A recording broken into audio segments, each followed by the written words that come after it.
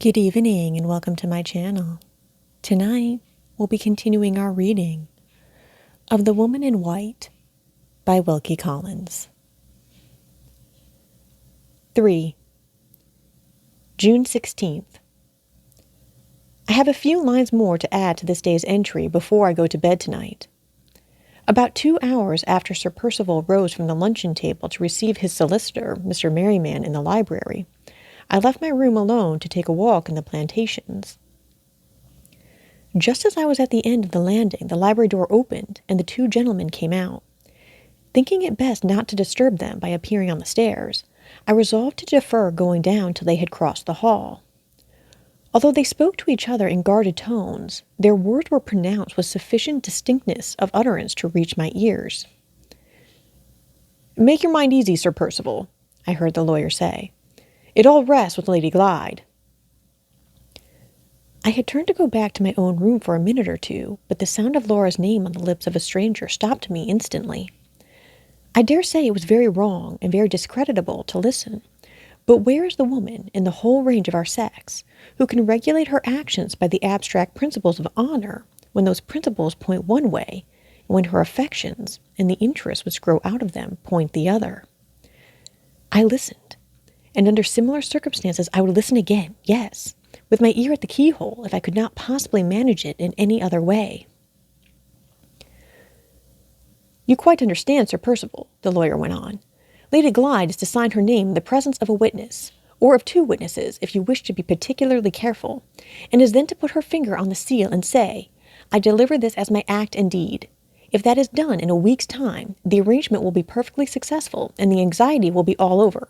If not—" "What do you mean by if not?" asked Sir Percival angrily. "If the thing must be done, it shall be done. I promise you that, Marian." "Just so, Sir Percival, just so. But there are true alternatives in all transactions, and we lawyers like to look both of them in the face boldly. If through any extraordinary circumstance the arrangement should not be made, I think I may be able to get the parties to accept bills at 3 months. But how the money is to be raised when the bills fall due— Damn the bills! The money is only to be got in one way, and in that way I tell you again it shall be got. Take a glass of wine, Marian, before you go." "Much obliged, Sir Percival. I have not a moment to lose if I am to catch the up train. You will let me know as soon as the arrangement is complete, and you will not forget the caution I recommended." "Of course I won't." "There's a dog-cart at the door for you. My groom will get you to the station in no time. Benjamin, drive like mad. Jump in. If Mr. Marian misses the train, you lose your place. Hold fast, Marian, and if you are upset, trust to the devil to save his own." With that parting benediction, the baronet turned about and walked back to the library. I had not heard much, but the little that had reached my ears was enough to make me feel uneasy. The something that had happened was but too plainly a serious money embarrassment, and Sir Percival's relief from it depended upon Laura. The prospect of seeing her involved in her husband's secret difficulties filled me with dismay, exaggerated, no doubt, by my ignorance of business and my settled distrust of Sir Percival. Instead of going out, as I proposed, I went back immediately to Laura's room to tell her what I had heard. She received my bad news so composedly as to surprise me. She evidently knows more of her husband's character and her husband's embarrassments than I have suspected up to this time. "I feared as much," she said, "when I heard of that strange gentleman who called and declined to leave his name." "Who do you think the gentleman was, then?" I asked. "Some person who has heavy claims on Sir Percival," she answered, "and who has been the cause of Mr. Marian's visit here today." "Do you know anything about those claims?" "No, I know no particulars." "You will sign nothing, Laura, without first looking at it?" "Certainly not, Marian. Whatever I can harmlessly and honestly do to help him, I will do, for the sake of making your life and mine, love, as easy and as happy as possible. But I will do nothing ignorantly, which we might one day have reason to feel ashamed of. Let us say no more about it now. You have got your hat on. Suppose we go and dream away the afternoon in the grounds." On leaving the house, we directed our steps to the nearest shade. As we passed an open space among the trees in front of the house, there was Count Fosco, slowly walking backwards and forwards on the grass, sunning himself in the full blaze of the hot June afternoon. He had a broad straw hat on, with a violet-colored ribbon round it, A blue blouse with profuse white fancy work over the bosom covered his prodigious body, and was girt about the place where his waist might once have been with a broad scarlet leather belt. Nankeen trousers, displaying more white fancy work over the ankles, and purple morocco slippers adorned his lower extremities. He was singing Figaro's famous song in the Barber of Seville with that crisply fluent vocalization which is never heard from any other than an Italian throat, accompanying himself on the concertina, which he played with ecstatic throwings up of his arms and graceful twistings and turnings of his head, like a fat Saint Cecilia masquerading in male attire. Figaro qua, Figaro là, Figaro su, Figaro qua, sang the Count, jauntily tossing up the concertina at arm's length, and bowing to us on one side of the instrument with the airy grace and elegance of Figaro himself at 20 years of age. "Take my word for it, Laura, that man knows something of Sir Percival's embarrassments," I said, as we returned the Count's salutations from a safe distance. "What makes you think that?" she asked. "How should he have known otherwise that Mr. Marian was Sir Percival's solicitor?" I rejoined. "Besides, when I followed you out of the luncheon-room, he told me, without a single word of inquiry on my part, that something had happened. Depend upon it, he knows more than we do." "Don't ask him any questions if he does. Don't take him into our confidence." "You seem to dislike him, Laura, in a very determined manner. What has he said or done to justify you?" "Nothing, Marian. On the contrary, he was all kindness and attention on our journey home, and he several times checked Sir Percival's outbreaks of temper in the most considerate manner towards me. Perhaps I dislike him because he has so much more power over my husband than I have. Perhaps it hurts my pride to be under any obligations to his interference. All I know is that I do dislike him." The rest of the day and evening passed quietly enough. The Count and I played at chess. For the first 2 games, he politely allowed me to conquer him, and then, when he saw that I had found him out, begged my pardon, and at the 3rd game checkmated me in 10 minutes. Sir Percival never once referred, all through the evening, to the lawyer's visit, but either that event, or something else, had produced a singular alteration for the better in him. He was as polite and agreeable to all of us as he used to be in the days of his probation at Limmeridge, and he was so amazingly attentive and kind to his wife that even icy Madame Fosco was roused into looking at him with a grave surprise. What does this mean?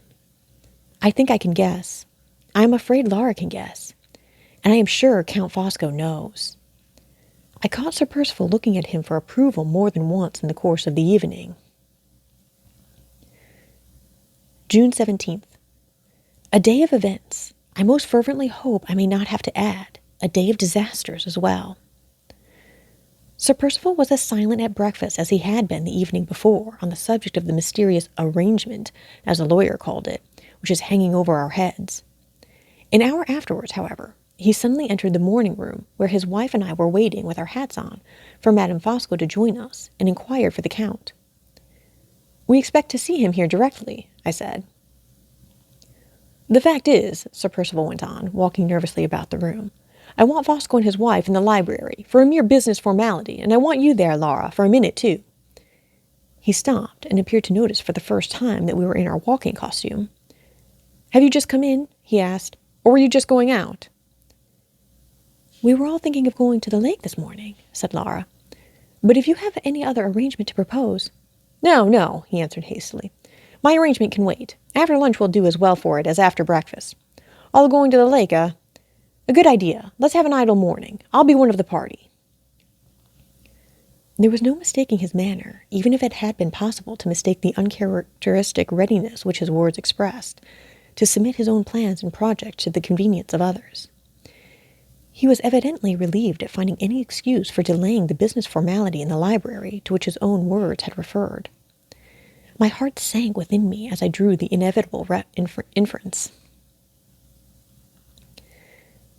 The Count and his wife joined us at that moment. The lady had her husband's embroidered tobacco pouch and her store of paper in her hand for the manufacture of the eternal cigarettes. The gentleman, dressed as usual in his blouse and straw hat, carried the gay little pagoda cage with his darling white mice in it, and smiled on them and on us with the bland amiability which it was impossible to resist. "With your kind permission," said the Count, "I will take my small family here. my poor little harmless pretty mousies, out for an airing along with us. There are dogs about the house, and shall I leave my forlorn white children at the mercies of the dogs? Ah, never!" He chirruped paternally at his small white children through the bars of the pagoda, and we all left the house for the lake. In the plantation, Sir Percival strayed away from us. It seems to be part of his restless disposition always to separate himself from his companions on these occasions, and always to occupy himself when he is alone in cutting new walking sticks for his own use. The mere act of cutting and lopping at hazard appears to please him. He has filled the house with walking sticks of his own making, not one of which he ever takes up for a second time. When they have been once used, his interest in them is all exhausted, and he thinks of nothing but going on and making more. At the old boat-house he joined us again. I will put down the conversation that ensued when we were all settled in our places exactly as it passed. It is an important conversation, so far as I am concerned, for it has seriously disposed me to distrust the influence which Count Fosco has exercised over my thoughts and feelings, and to resist it for the future as resolutely as I can. The boat-house was large enough to hold us all, but Sir Percival remained outside trimming the last new stick with his pocket-axe. We three women found plenty of room on the large seat.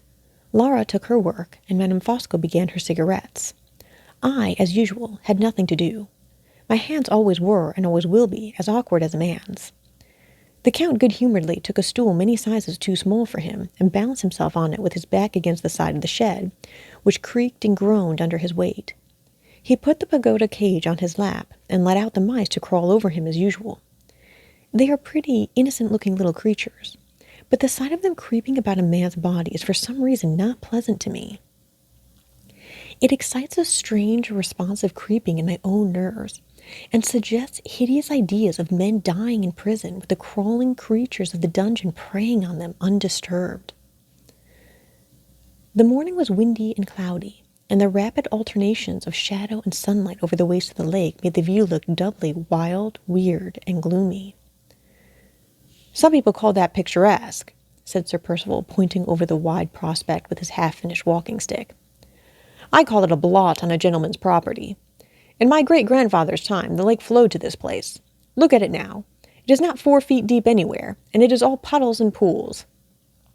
I wish I could afford to drain it and plant it all over. My bailiff, a superstitious idiot, says he is quite sure the lake has a curse on it, like the Dead Sea. What do you think, Fosco? It looks just the place for a murder, doesn't it?" "My good Percival," remonstrated the Count, "what is your solid English sense thinking of? The water's too shallow to hide the body, and there is sand everywhere to print off the murderer's footsteps. It is, upon the whole, the very worst place for a murder that I ever set my eyes on." "Humbug," said Sir Percival, cutting away fiercely at his stick. "You know what I mean. The dreary scenery, the lonely situation.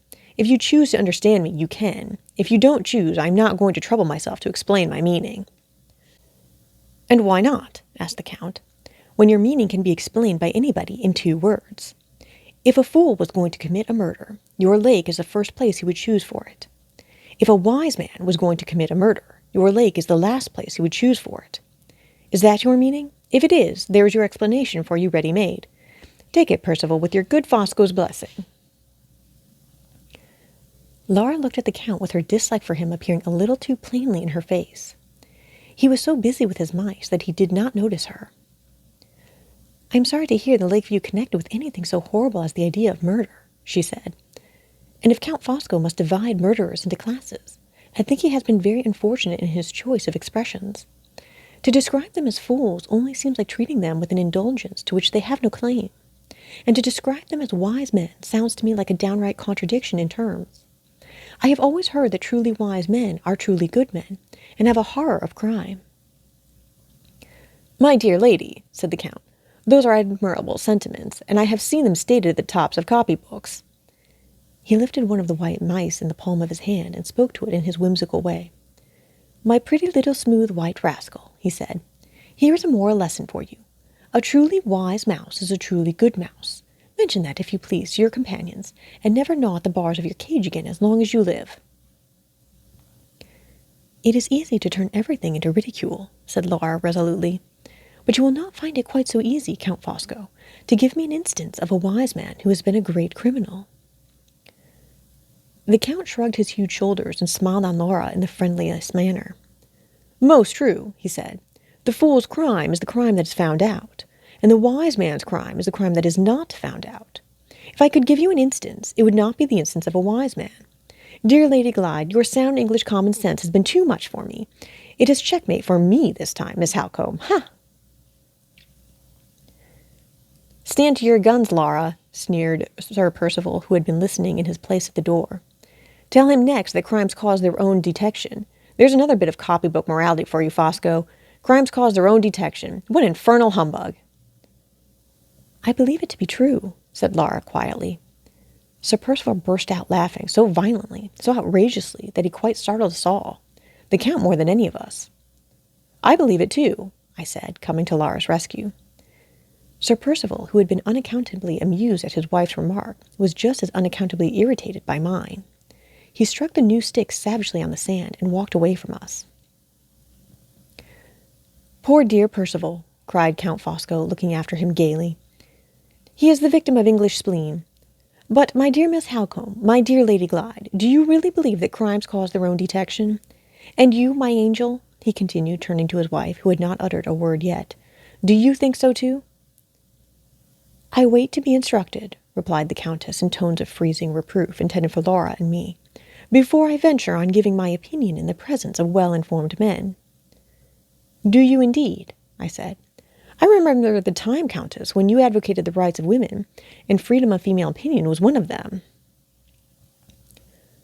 What is your view of the subject, Count?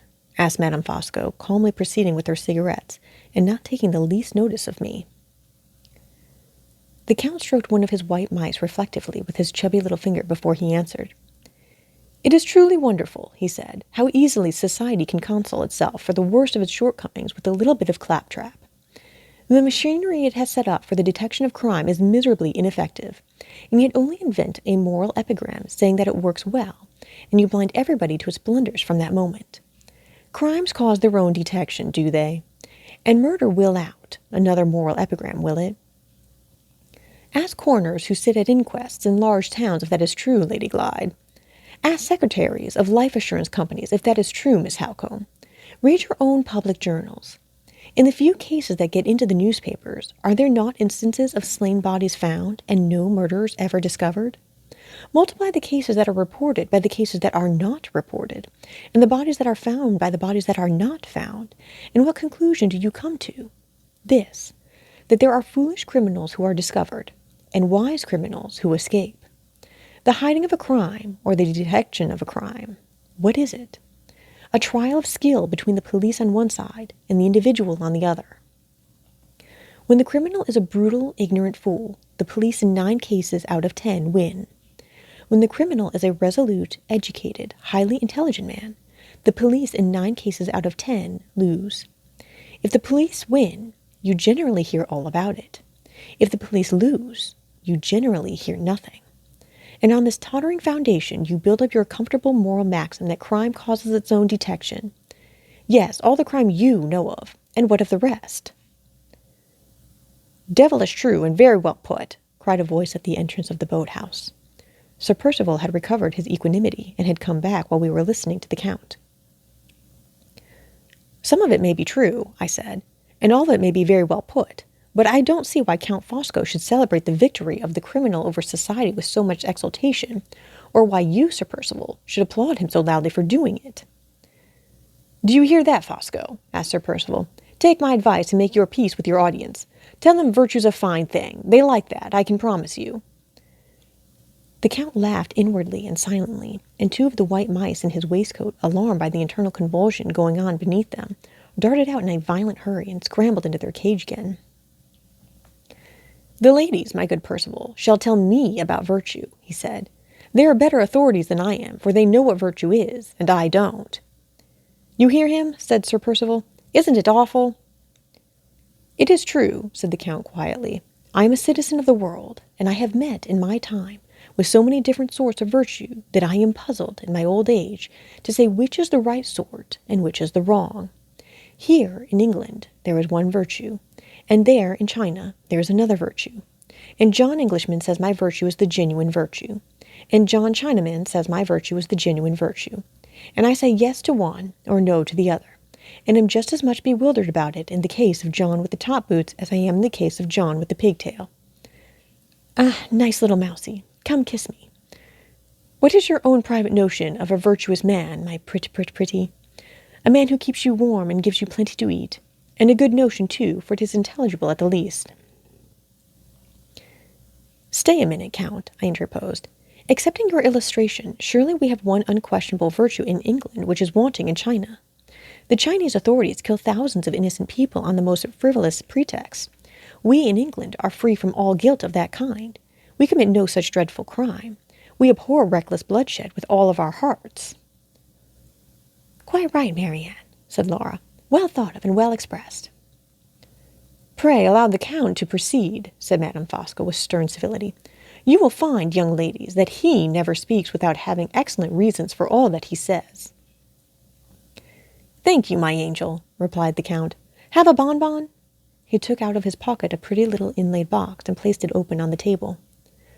Chocolate à la vanille, cried the impenetrable man, cheerfully rattling the sweetmeats in the box and bowing all round, offered by Fosco as an act of homage to the charming society. Be good enough to go on, Count, said his wife, with a spiteful reference to myself. Oblige me by answering Miss Halcombe. Miss Halcombe is unanswerable, replied the polite Italian. That is to say, so far as she goes. Yes, I agree with her. John Bull does abhor the crimes of John Chinaman. He is the quickest old gentleman at finding out faults that are his neighbors, and the slowest old gentleman at finding out the faults that are his own, who exists on the face of creation. Is he so very much better in this way than the people whom he condemns in their way? English society, Miss Halcombe, is as often the accomplice as it is the enemy of crime. Yes, crime is in this country what crime is in other countries. A good friend to a man and to those about him as often as it is an enemy. A great rascal provides for his wife and family. The worse he is, the more he makes them the objects for your sympathy. He often provides also for himself. A profligate spendthrift who is always borrowing money will get more from his friends than the rigidly honest man who only borrows of them once, under pressure of the direst want. In the one case, the friends will not be at all surprised, and they will give. In the other case, they will be very much surprised, and they will hesitate. Is the prison that Mr. Scoundrel lives in at the end of his career a more uncomfortable place than the workhouse that Mr. Honesty lives in at the end of his career? When John Howard, philanthropist, wants to relieve misery, he goes to find it in prisons, where crime is wretched, not in huts and hovels where virtue is wretched too. Who is the English poet who has won the most universal sympathy, who makes the easiest of all subjects for pathetic writing and pathetic painting? That nice young person who began life with a forgery and ended it by a suicide. Your dear, romantic, interesting Chatterton. Which gets on best, do you think, of two poor, starving dressmakers? The woman who resists temptation and is honest, or the woman who falls under temptation and steals? You all know that the stealing is the making of that second woman's fortune. It advertises her from length to breadth of good-humored, charitable England, and she is relieved, as the breaker of a commandment, when she would have been left to starve as the keeper of it. Come here, my jolly little mouse. Hey, presto, pass. I transform you, for the first time being, into a respectable lady. Stop there in the palm of my great big hand, my dear, and listen. You marry the poor man whom you love, mouse, and one half your friends pity, and the other half blame you. And now, on the contrary, you sell yourself for gold to a man you don't care for, and all your friends rejoice over you, and a minister of public worship sanctions the base horror of the vilest of all human bargains, and smiles and smirks afterwards at your table, if you are polite enough to ask him to breakfast. Hey, presto, pass. Be a mouse again, and squeak. If you continue to be a lady much longer, I shall have you telling me that society abhors crime, and then, mouse, I shall doubt if your own eyes and ears are really of any use to you. Ah, I am a bad man, Lady Glyde, am I not? I say what other people only think, and what all the rest of the world is in a conspiracy to accept the mask for the true face. Mine is the rash hand that tears off the plump pasteboard and shows the bare bones beneath. I will get up on my big elephant's legs before I do myself any more harm in your amiable estimations. I will get up and take a little airy walk of my own. Dear ladies, all your excellent Sheridan said, I go, and leave my character behind me. He got up, put the cage on the table, and paused for a moment to count the mice in it. 1, 2, 3, 4... Ah! He cried with a look of horror. Where in the name of heaven is the fifth, the youngest, the whitest, the most amiable of all, my Benjamin of mice? Neither Laura nor I were in any favorable disposition to be amused. The Count's glib cynicism had revealed a new aspect of his nature from which we both recoiled. But it was impossible to resist the comical distress of so very large a man at the loss of so very small a mouse. We laughed in spite of ourselves, and when Madame Fosco rose to set the example of leaving the boathouse empty so that her husband might search it to its remotest corners, we rose also to follow her out. Before we had taken 3 steps, the Count's quick eye discovered the lost mouse under the seat that we had been occupying. He pulled aside the bench, took the little animal up in his hand, and then suddenly stopped on his knees, looking intently at a particular place on the ground just beneath him. When he rose to his feet again, his hand shook so that he could hardly put the mouse back in the cage, and his face was of a faint, livid yellow hue all over. "Percival," he said in a whisper. "Percival, come here." Sir Percival had paid no attention to any of us for the last 10 minutes. He had been entirely absorbed in writing figures on the sand, and then rubbing them out again with the point of his stick. "What's the matter now?" he asked, lounging carelessly into the boathouse. "Do you see nothing there?" said the Count, catching him nervously by the collar with one hand, and pointing with the other to the place near which he had found the mouse. "I see plenty of dry sand," answered Sir Percival, "and a spot of dirt in the middle of it." "Not dirt," whispered the Count, fastening the other hand suddenly on Sir Percival's collar and shaking it in his agitation. "Blood!" Laura was near enough to hear the last word, softly as he whispered it. She turned to me with a look of terror. "Nonsense, my dear," I said. "There is no need to be alarmed. It is only the blood of a poor little stray dog." Everybody was astonished, and everybody's eyes were fixed on me inquiringly. "How do you know that?" asked Sir Percival, speaking first. "I found the dog here dying on the day when you all returned from abroad," I replied. "The poor creature had strayed into the plantation and had been shot by your keeper." "Whose dog was it?" inquired Sir Percival. "Not one of mine?" "Did you try to save the poor thing?" asked Laura earnestly. "Surely you tried to save it, Marian?" "Yes," I said. "The housekeeper and I both did our best, but the dog was mortally wounded, and he died under our hands." "Whose dog was it?" persisted Sir Percival, repeating his question a little irritably. "One of mine?" "No, not one of yours." "Whose, then? Did the housekeeper know?"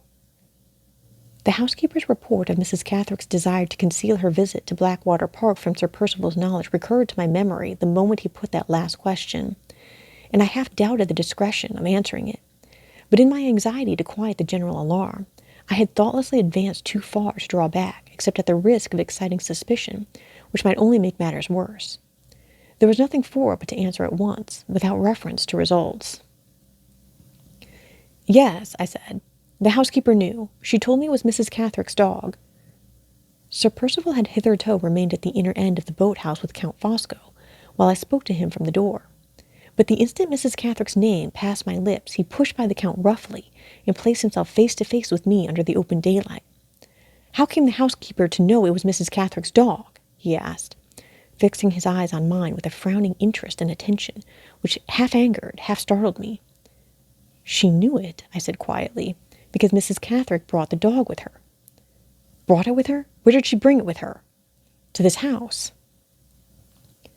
"What the devil did Mrs. Catherick want at this house?" The manner in which he put the question was even more offensive than the language in which he expressed it. I marked my sense of his want of common politeness by silently turning away from him.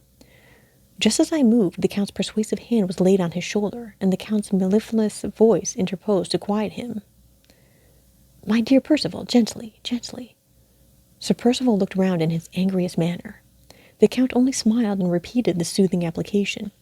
"Gently, my good friend, gently." Sir Percival hesitated, followed me a few steps, and, to my great surprise, offered me an apology. "I beg your pardon, Miss Halcombe," he said. "I have been out of order lately, and I am afraid I am a little irritable.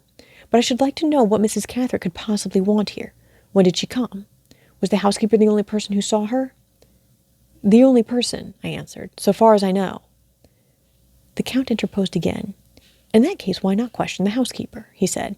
"Why not go, Percival, to the fountainhead of information at once?" Quite right, said Sir Percival. Of course, the housekeeper is the first person to question. Excessively stupid of me not to see it myself. With those words, he instantly left us to return to the house. The motive of the Count's interference, which had puzzled me at first, betrayed itself when Sir Percival's back was turned.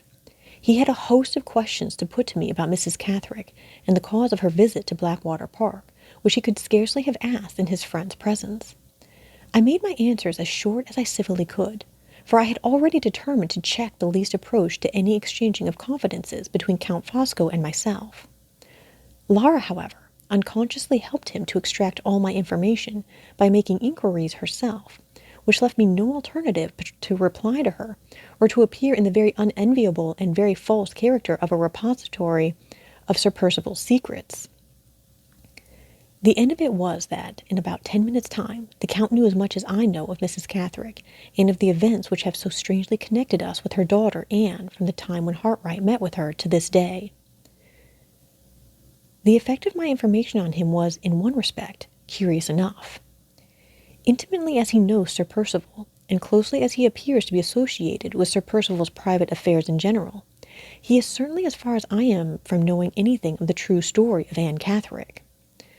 The unsolved mystery in connection with this unhappy woman is now rendered doubly suspicious in my eyes by the absolute conviction which I feel that the clue to it has been hidden by Sir Percival from the most intimate friend he has in the world.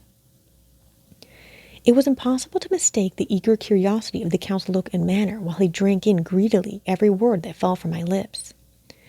There are many kinds of curiosity, I know, but there is no misinterpreting the curiosity of blank surprise. If I ever saw it in my life, I saw it in the Count's face. While the questions and answers were going on, we had all been strolling quietly back through the plantation.